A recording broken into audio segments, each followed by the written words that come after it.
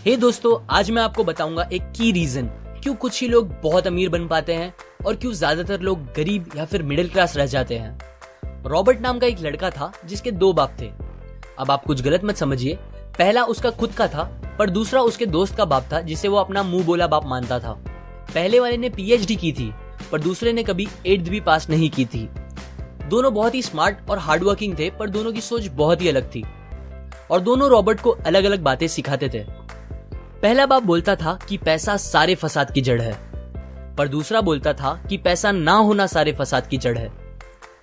पहला रॉबर्ट को हमेशा महंगी चीजों के बारे में सोचने से मना करता था और कहता था कि वो हमारी हैसियत के बाहर है। दूसरा उसे कहता था कि वो सोचे और अलग अलग रास्ते ढूंढे जिससे वो सारी महंगी चीजें खरीद सके। ये करने से उसका दिमाग तेज होगा और नए आइडियाज भी मिलेंगे।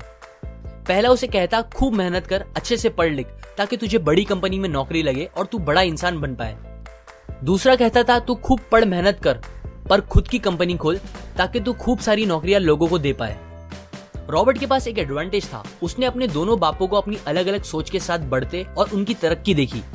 उसने अपना दिमाग लगाया और अपने दूसरे बाप की बातें मानी और फॉलो की, जो कि बाद में मायामी फ्लोरिडा का सबसे अमीर इंसान बना और उसकी सिखाई बातों से उसने खुद करोड़ों कमाए, जबकि उसका पहला बाप जिंदगी भर गरीब रह गया। सबसे इंपॉर्टेंट बातों में से एक बात जो रॉबर्ट ने अपने अमीर बाप से सीखी वो थी फाइनेंशियल लिटरेसी, जिसका मतलब है एसेट्स और लायबिलिटीज के बीच का डिफरेंस जानना।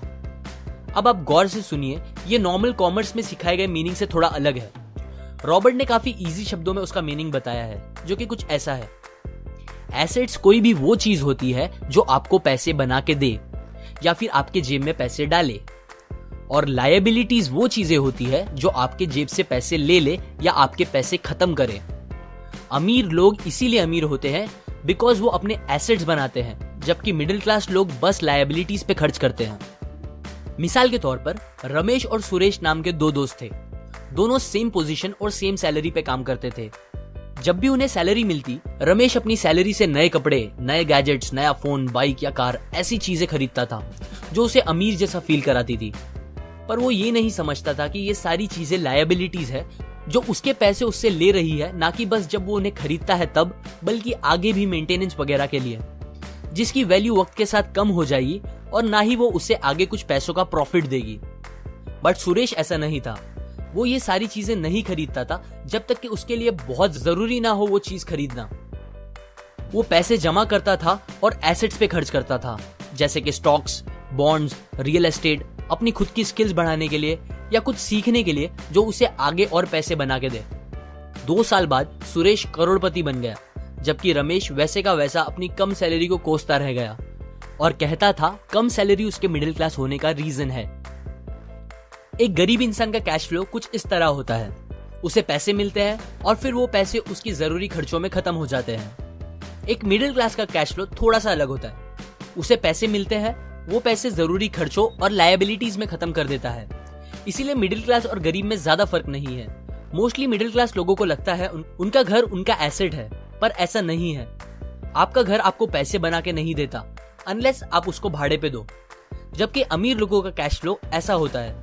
उन्हें पैसे मिलते हैं, वो उस पैसों से अपने एसेट्स बनाते हैं पहले और फिर उससे बने पैसों से खर्चा करते हैं। इसीलिए वो अमीर होते जाते हैं क्योंकि उनके इनकम के सोर्स बढ़ते जाते हैं। अगर आपको अमीर बनना है तो ये बात याद रखें अच्छे से। इस बात से फर्क नहीं पड़ता कि आप कितना कमा रहे हैं, बल्कि आप उन पैसों को कैसे और कहां खर्च कर रहे हैं, ये इंपॉर्टेंट है। आपको कंज्यूमर की सोच से बाहर आकर इन्वेस्टर की सोच अपनानी पड़ेगी। लोग कंप्लेन करते हैं उनकी खराब कंडीशन का रीजन उनकी कम सैलरी है और सैलरी बढ़ेगी तो वो आराम से रहेंगे, पर प्रॉब्लम यह है कि इनकम बढ़ने के बाद लोगों के खर्चे ज्यादा बढ़ जाते हैं, क्योंकि ज्यादा पैसे ज्यादा अच्छी चीजें खरीदने पे मजबूर करता है, जैसे कि एक बेहतर फोन, कार, घर, जो कि सब फिर से बस लायबिलिटीज है जो आपको कभी अमीर बनने नहीं देगी। ये बातें मैंने रॉबर्ट कियोसाकी की book rich dad poor dad से पढ़ी है, जो वो पहली बुक थी जिसने मेरी सोच चेंज की और बेहतर बनाई। अगर आपको ये बातें अच्छी लगी तो लाइक करें, अपने व्यूज कमेंट करें और फाइनली सब्सक्राइब करें। मैं आपको ऐसी काम की बातें जो मैंने दुनिया के कुछ सबसे समझदार लोगों से सीखी है शेयर करूंगा, जो आपको सक्सेसफुल बनने में मदद करेगी। और आखिर में थैंक्स फॉर वॉचिंग।